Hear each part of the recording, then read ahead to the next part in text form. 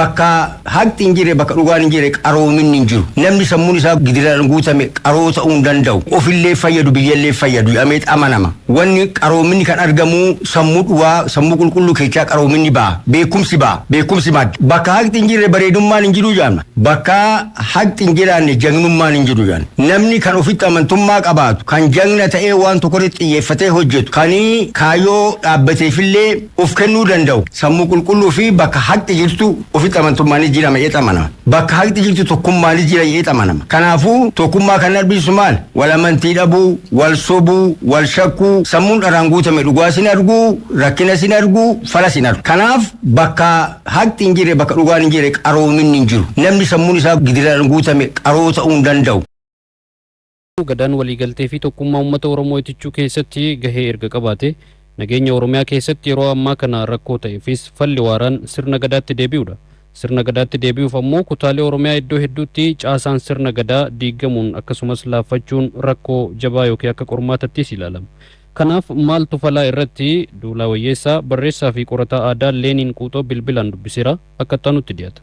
Toora bilbilaa irratti argamu keessaniif guddaa galatooma. Sirni gadaa tokkummaa ijaaruu keessatti nageenya waaraa buusuu keessatti gahee akkamii qaba?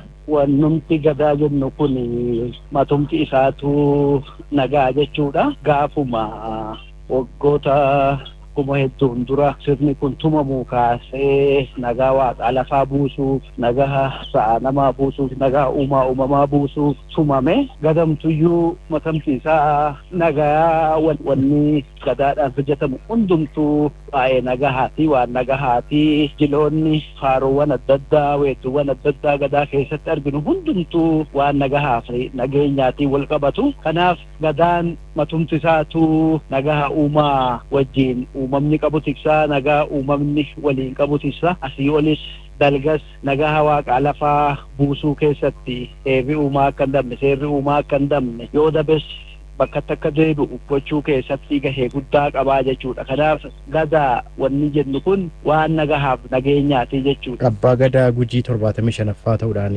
waggaa tokkoon dura baallii kan fuudhan bara gadooma kootiitti nagaa buusuu ni hojii gosa ijoodha kan jedhu kaasanii turani. Tibbanas abbaa gadaa Booranaa 72ffaa ta'uudhaan aangoo kan fuudhanis tokkummaaf nageenya waaraa akka jiraatu gochuudha.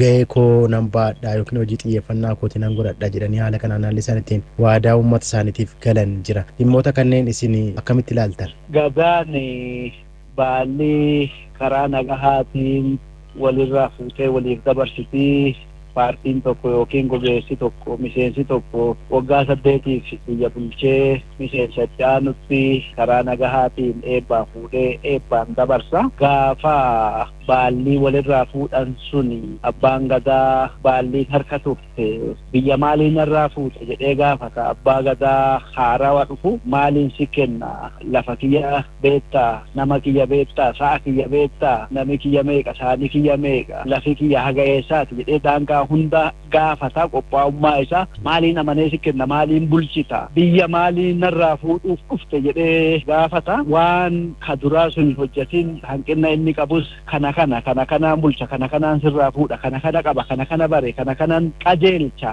ka'atuu hin qajeelchin ka'atuu balleessite ka'atuu hanqifte kana kana guuta jedhee walitti himanii ifatti irraa fuudha. Akkasuma iccitiidhaan waan walitti himantu jiru kana mukamuu hin beekne abbootiin gadaa lamaan baallii kennuuf dabarsu halkan 2 haga 3 ka kophaatti dubbataa bulan iccitii biyyaa iccitii waaqaaf isaan qofti beekan ka waliin dabarsan wanni sun caambaatee jedhuun caambaatee kana taa'anii waa hunda iccitiiwwan jiraniif waan isa dhibuu danda'u akkamitti qajeelchuu danda'u itti hima. Kanaaf waadaa galuu jechuudha. Gadaa kanaan maal qajeelchu amma wanni isaan gaafa baallii fuudhan jedhan kun keessattuu waan gadaa duraa keessatti hanqate jechuudha. Amma abbaa gadaa Gujii tahanii ka baallii fudhatan waggaa tokko dura jaarsoo dhugoo nagahaaf tasgabbii nan mirkaneessaa nan nageessaa kan inni jedheef gadaa duraa keessa waan nagahaa kanatu dhimma cimaa ture dhimma olaanaa ture jechuudha. Waan nagahaa kana tiksuu irratti akkasuma guyyoo boruu ka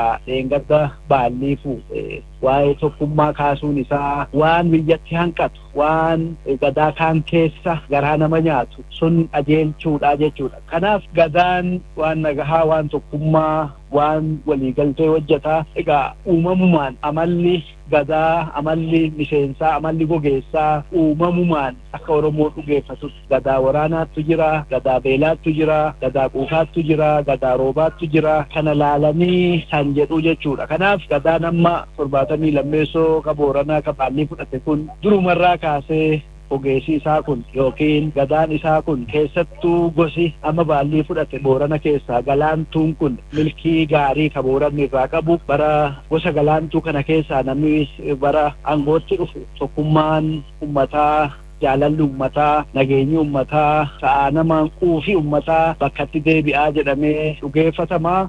Dura jaarsoo inni darbes akkasuma gadaa hamtuu akka ta'e keessattuu oolaan yookiin hongee Booranatti akka dhufuu danda'u waggaa dheeraan dura kan raagameef akkamitti hongee sanii dandamachuu akka danda'an kakaahame ta'uu isaati. Kanaaf wanni isaan gaafa Baallii fuudhan jalqaba irratti dubbatan kun gara fuulduraatitti waan ummatii irraa eegu yoo san gochuu baatan itti gaafatamummaa ka hordofsiisu ta'uu isaa. Amma gumiin waggaa 4 booda gumii gaayootti teessee abbaa gadaa kana gamaggamti seera baasuu, seera tumuu, seera fooyyeessuu dabalatee abbootii gadaa Baallii kennanii waliin taa'anii wanni jedhanii yoo waan jedhe kana godhuu baate, yoo waa hanqise, yoo dabni hoyii hojjetame, yoo hanqinni hoyii mudate, yoo karaa naamusaatiin ulaagaa abbaa gadummaa kanarraa waan maqu ta'e haga aangoorraa buqqisuu yookiin Baallii irraa fuudhu illee geessuu danda'a jechuudha. Kanaaf kana irraa eegaa. Kanaaf cichanii irratti hojjetu jechuudha. Gadaan rakkoo uummanni keessa jiru, danqaa uummata irra jiru, hanqina uummata keessa jiru laalee hagam akka karoorfatuu fi hagam akka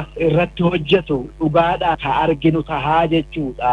Waadaa isaanii kanarraa gara fuulduraatti ka uummanni si jabaasee eegaa jiru. Sirni gadaa kun laaffachuu wajjin wal qabatee dhiibbaa sirni kun jala ture irraa kan ka'e Oromiyaa keessa rakkoo hedduudha uummanni Oromoo kan inni argee. Har'a immoo tarii haalonni akka kaleessa dheengaddaa hin jiranii. Gara kanatti deebi'ee Oromoon nageenya isaa waaressuudhaaf maal gochuu qaba jettu? Amma abbootiin gadaa Gujii, abbootiin gadaa Booranaa lafa bulchan, nama bulchan, daangaa beeku lafa isaanii keessatti waan hamtuu hojjetamu kamiyyuu dafanii tarkaanfii fudhatu, dafanii ummata wajjin nageenya boorahe qajeelchu, dafanii waan taa'amuu qabu miiloo gosaa balbalaan ijaarsi sun cimaa waan ta'eef wanni gurra isaanii jalaa dhokate hin jiru, wanni to'annoo isaaniitii ol ta'e hin jiru. Waaqaa gaditti ummati mootummarrayyuu isaanitti bulaa jechuudha. Mootummarrayyuu isaan dhagahaa jechuudha. Kanaaf qabatamaan lafa gadaan jirtu, qabatamaan lafa aadaan jirtu sanitti nagaya jira. Nagaha qajeelchu, nagaha too'atu, tokkummaa hawaasaa too'atu, isaan bulu. Garuu bakka biraa Gujii Boorana irraa kan hafe abbootiin gadaa simboolimaa jechuudha. Mallattomaaf jiru malee, waltajjii eebbisu malee, lafa bulchan, nama bulchan quban qabanii jechuudha.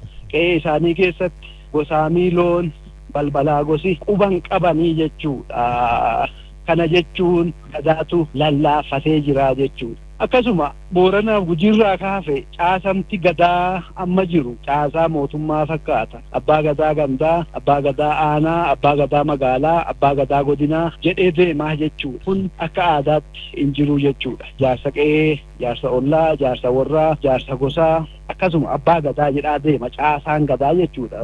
Lafa biraatti abbaan gadaa seera tumee seera lallabee jennaan Booranaaf Gujiitti simbirri hin barartuu jechuudha. Seerri sun hin kabajamaa jechuudha. Ummanni isaaf bulaa jechuudha. Kutaalee Oromiyaa biraatitti gadaan hawaasa keessa jirti. Karaa jaarsummaa, karaa gumaa kana ummatitti bulaa. Garuu kanarraa ka hafe akka jiddu galeessaatitti gadaa Maccaa Tuulamaa yoo fudhanne, gadaa Sikkoo Mandoo yoo fudhanne, gadaa Ituumbanaa yoo fudhanne, akkasuma gadaa Raayyaa Seeboo yoo fudhanne, qabatamaan lafarratti yoo laalle lafa ofiitiin nama ofii daangaa lafa isaanii waan hawaasa keessatti tahaa jiru to'achuu fi bulchuu hin dandeenye jechuudha. Waan sababa adda addaatiin lallaafatee tureef. Kanaaf kana deebisanii hawaasa gadaa isaatitti deebisanii akka gadaa isaatiin bulu. Akka gadaa Booranaa kanatti kaabaa kibbaa Boorana Itoophiyaa qofaa miti. Booranni Keeniyaa akkuma dheengadda jilicharraa laalaa turre konyaaleen ummati Oromoo Keenyaa keessa jiraatu. Aga Orommaatti jilli bakka bu'ee akka gadaatti bulan, akka gadaan bulan. Gaafa rakkoon tokko uumam daangaan Keeniyaa fi Itoophiyaa kan daangeessine gadaan daangaa ce'ee akka nagaafu haga ministeerota haga pireezidaantii Keeniyaa deemamee rakkoon uummatarra yoo gahe abbootiin gadaa kana duras rakkoo furaa kan turan ta'uu fi ammas furaa jiraniif waliin hojjechaa kan jiran ta'uu kun konyaaleen hundumtuu gadaa ofiititti deebi'anii gadaa ofiitiin bulanii rakkooleen har'a hawaasa keenya keessatti arginu keessattuu gama nageenyaatiin arginu kun hedduu furamaa jechuudha. Kana gochuudhaaf eenyurraa maaltu eegama? Gadaa ciccittee gosaa balbalatti galtee bobboddoofte tana faana dhahanii ilaalanii qoratanii as baasanii ummata gosaa balbalaan nagaa waaqaa lafaa eeggatee bulu san miseensa gosaan akka inni bulu deebisanii ijaaruun gahee qorattootaati. Mootummaalleen sirnaan garaa badhatee qorachiisee keessattuu gadaa caasaa mootummaa fakkaatu ijaarame kana sirritti mootummaan akka uumee isaatitti akka uumee ganamaatitti akka deebi'u caasaan gandaa aanaa godina magaalaa jedhu kun gadaa Oromoo keessatti hin beekamu. Kanaaf akka gosaa balbalaatiin akka miseensa ofiitiin akka gogeessa ofiitiin gadatti deebi'anii haala mijeessuun hayyoota qorachiisanii hawaasatti gadi buusuun gadaa kana deebisanii ijaaruun hayyoonnis harka namaa otoo hin eeggatin gadaan sikkoo mandoo otoo akkanatti ijaarame otoo akkanatti deebi'e kalallaafate gadaan Wacaatuu Lamaa otoo akkanatti deebi'e gadaan Ittuu Humbaanaa gadaan Raayyaa Asaboo otoo akkanatti deebi'e jedhanii sirritti irratti hojjetanii dhiheessuun dirqama lammummaa fudhatanii irratti hojjechuun hedduu barbaachisaadha. Gama biraattiin miidiyaan akkuma amma gochaa jirtan kana seenaa sirna gadaa maal ture hayyoota waan qoratamee jiru waan irratti hojjetamuu malu sirritti hayyoonni qoratanii akka baasan waan qoratame ammoo ummata biraan akka gahan waan daddabe asitti dabee kun qajeelaadha akkanatti yoo deeme foyya jedhanii akkuma kana hayyoota mariisisaa hayyoota qorachiisaa waan qoratame ammoo ummataaf ifa taasisaa ummati akka hubataa deemu ummati akka argaa deemu gochuun baay'ee barbaachisaadha jechuudha. Yeroo keessan aarsaa gootanii yaada bal'aa nuuf qoodaniif guddaa galatoomaa. Ayyee ulfaadhaa isinillee.